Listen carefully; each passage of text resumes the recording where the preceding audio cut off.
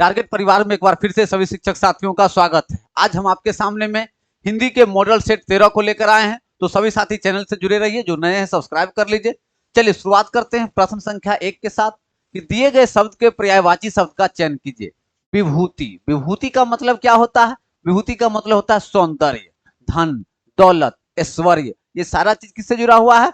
विभूति से जुड़ा हुआ। वैभव, विभूति किससे जुड़ा हुआ है? सारा ऐश्वर्य से जुड़ा हुआ। ठीक है, ऐश्वर्य, धन, दौलत, शोहरत।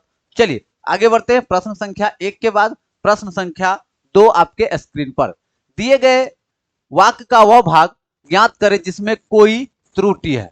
समाज में रहकर शक्तिशाली लोगों से बैर जाना ठीक नहीं होता है। तो बैर जाना नहीं होता, बैर जाना नहीं होता, क्या होता है? बैर करना। क्या हो जाता है? बैर करना। बैर जाना नहीं, बैर करना। ठीक है, बैर करना। तो हमारा आंसर कहां गलत हो जाएगा? ये ऑप्शन में है, बैर जाना नहीं, बैर करना। क्लियर है? चलिए आगे बढ़ते हैं। प्रश्न संख्या 2 के बाद प्रश्न संख्या 3 आपके स्क्रीन पर। बिल्कुल तैयारी में जुड़ जाइए। जो भी साथी नए हैं सब्सक्राइब कर लीजिए। और आप ही लोगों के लिए अब मास्टर नोट्स भी अवेलेबल करवा दिया गया है। अब लोग जो भी नए साथी हैं, जो अभी तक संस्थान से नहीं जुड़े हैं, तो target your goal application play store से डाउनलोड कर लीजिएगा। ठीक है, टारगेट योर गोल इस तरह का एप्लीकेशन आएगा। चलिए प्रश्न संख्या 3, निम्नलिखित में से उस विकल्प का चयन करें जो उल्लू बनाना मुहावरे का अर्थ व्यक्त करता है। तो उल्लू बनाना मतलब मूर्ख बनाना, नहीं तो उल्लू बना, उसने मुझे उल्लू बना दिया, मतलब क्या? उसने मुझे ठग लिया, मूर्ख बना दिया। क्या हो जाएगा? उसने मूर्ख बनाना। क्या हो जाएगा? मूर्ख बनाना। क्या हो जाएगा? मूर्ख बनाना। चलिए आगे बढ़ते हैं। प्रश्न संख्या 3 के बाद प्रश्न संख्या 4 आपके स्क्रीन पर। प्रश्न संख्या 4 कह रहा है कि निम्नलिखित में से कौन सा शब्द सफल का विलोम नहीं है? तो सफल, सफल मतलब सफलता। तो सफल मतलब उत्तीर्ण भी होता है, विफल नहीं, असफल नहीं, निष्फल नहीं। तो ये क्या है? उत्तीर्ण। तो सफल का उल्टा क्या होगा? विफल होगा, असफल होगा, निष्फल होगा, लेकिन उत्तीर्ण नहीं होगा। तो हमारा आंसर क्या हो जाएगा? ए, उत्तीर्ण। की सफल का उल्टा उत्तीर्ण नहीं होता है। क्लियर है? चलिए आगे बढ़ते हैं। प्रश्न संख्या 4 के बाद प्रश्न संख्या 5 आपके स्क्रीन पर। चलिए 5 नंबर क्या कह रहा? राम कृष्ण में कौन सा समास है? तो राम और कृष्ण, राम और कृष्ण दोनों पद प्रधान है। राम भी प्रधान, कृष्ण भी प्रधान। और जब दोनों पद प्रधान हो, दोनों पद प्रधान हो, तो कौन समास होता है? वह समास होता है द्वंद्व समास। क्या हो जाता है? द्वंद्व समास हो जाता है। क्लियर? तो हमारा आंसर क्या हो जाएगा? द्वंद्व समास हो जाएगा। चलिए आगे बढ़ते हैं। प्रश्न संख्या 5 के बाद प्रश्न संख्या 6 आपके स्क्रीन पर। चलिए, विसर्ग संबंधी अशुद्धि को ध्यान में रखते हुए शुद्ध शब्द को बतलाइए। अधोपतन, अधोपतन, अधोपतन, अधोपतन। होता क्या है हिंदी में? अधोपतन। क्या होता है? अधोपतन। इसको कैसे लिखते हैं हम लोग? अधो जोर पतन। क्या लिखते हैं? अधो जोर पतन। ठीक है, अधो जोर पतन। तो ये क्या है? एक तरह से अध जोर पतन है ना, अधो जोर पतन विसर्ग संधि है। तो इसको फिर से देख लीजिए। अधोपतन हिंदी में हम लोग लिखते हैं अधो पतन, और संस्कृत में हो जाएगा अध जोर पतन। ये क्या है? विसर्ग संधि है। क्या है ये? विसर्ग संधि है। क्या है ये? विसर्ग संधि है। ठीक है, हमारा आंसर क्या हो जाएगा? अधजोर पतन। क्या हो जाएगा? अधजोर पतन मतलब विसर्ग के साथ स्वर या व्यंजन की संधि को विसर्ग संधि कहते हैं। चलिए आगे बढ़ते हैं। प्रश्न संख्या 6 के बाद प्रश्न संख्या 7 आपके स्क्रीन पर। 7 नंबर क्या कह रहा है? 7 कहता है निम्न वाक्य में लिंग संबंधी संशोधन करते हुए सही वाक्य को इंगित कीजिए। पहला, वह बुद्धिमान स्त्री है, वह बुद्धिमती स्त्री है, वह बुद्धिमानी है, वह बुद्धिमाती स्त्री है। तो हम लोग महिला के लिए क्या लिखते हैं? पुरुष के लिए बुद्धिमान लिखते हैं और महिला के लिए बुद्धिमती लिखते हैं। क्या लिखते हैं? बुद्धिमती, मतलब वह बुद्धिमती स्त्री है। क्या हो जाएगा? वह बुद्धिमती स्त्री है। वो क्या है? बुद्धिमती स्त्री है। क्लियर है? जैसे विद्वान लिखते हैं पुरुष के लिए, अब विदुषी लिखते हैं महिला के लिए।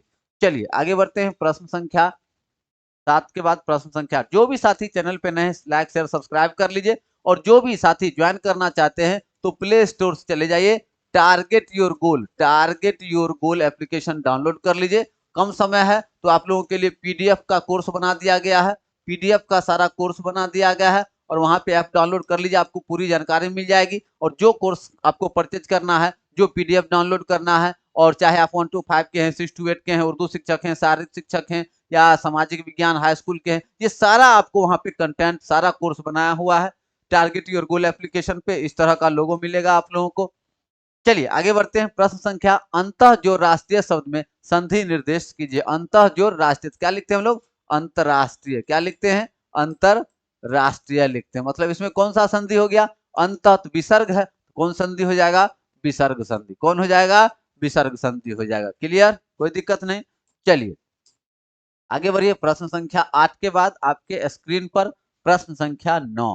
प्रश्न संख्या 9 क्या कह रहा? निम्नलिखित ध्वनियों में से बताइए कि कौन सा वर्ण ओष्ठ नहीं है। देखिए म, प, भ, भ सब ओष्ठ से बोलते हैं, लेकिन जब आप म बोलते हैं तो इसमें होष्ठ भी आता है, साथ साथ इसमें नासिका भी आता है, इसमें नाक से भी हम लोग बोलते हैं म। ठीक है, तो याद रखिएगा कि दांत ओष्ठ के अतिरिक्त नाक की भी सहायता से बोली जाती है, इसलिए हम लोग क्या लिखेंगे? म को लिखेंगे। उसको हम लोग नासिका से भी बोलते हैं। चलिए 9 के बाद आते हैं प्रश्न संख्या 10 आपके स्क्रीन पर।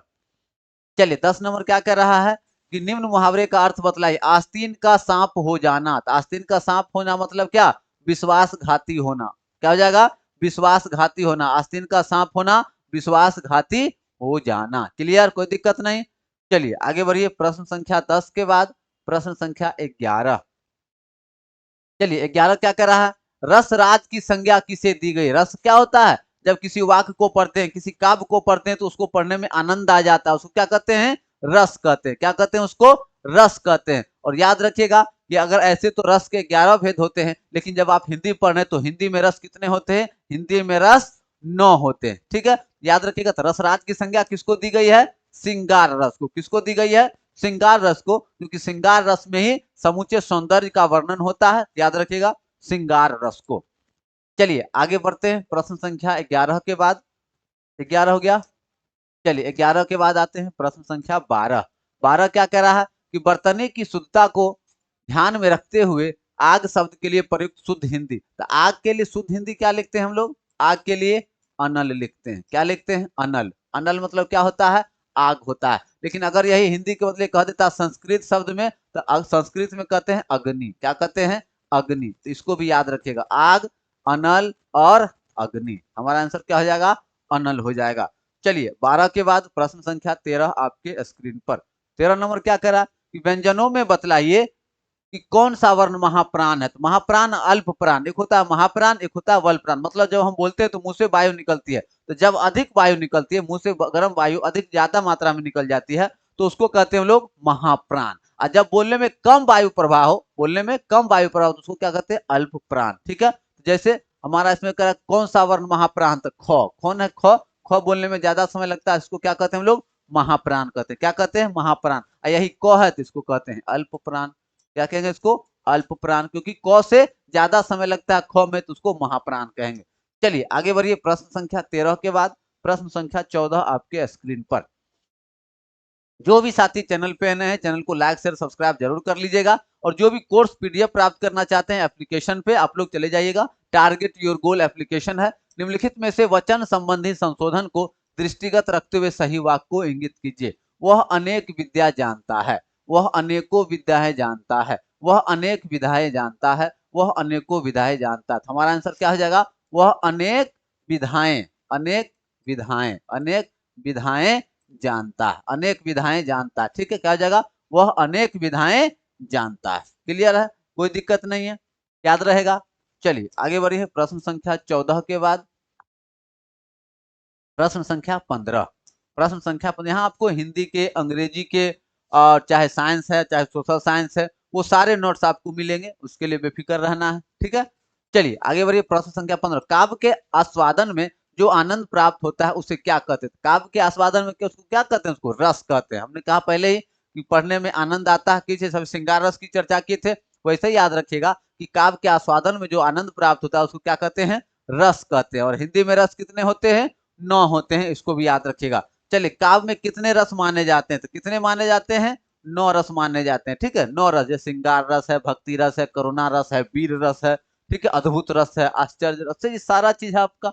चलिए आगे बढ़िए। 16 के बाद प्रश्न संख्या 17 आपके स्क्रीन पर।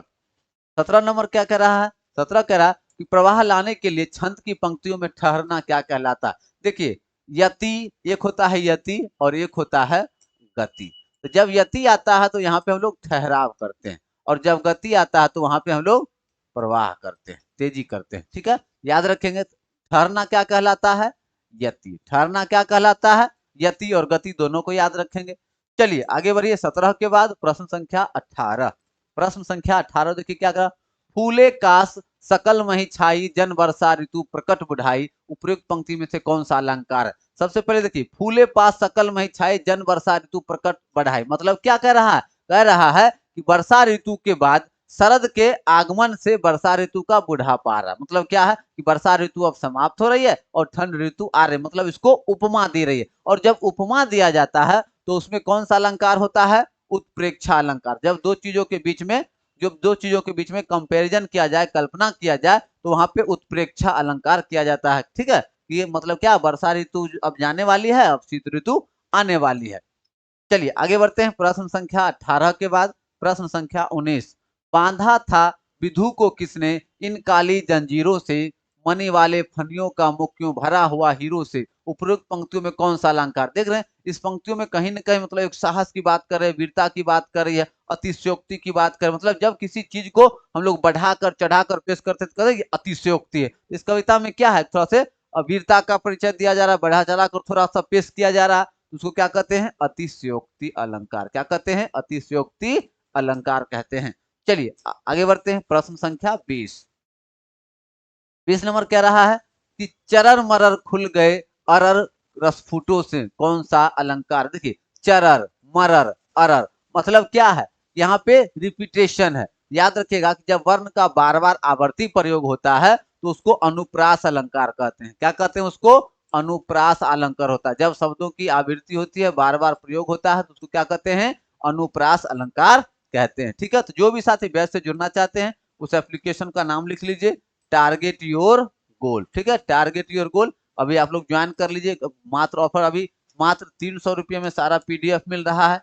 ठीक है, तो इस ऐप पे आप लोग चले जाइए और वहां से कोर्स को परचेज कर लीजिए। ठीक है, चलिए मिलते हैं अगले सेट में, तब तक के लिए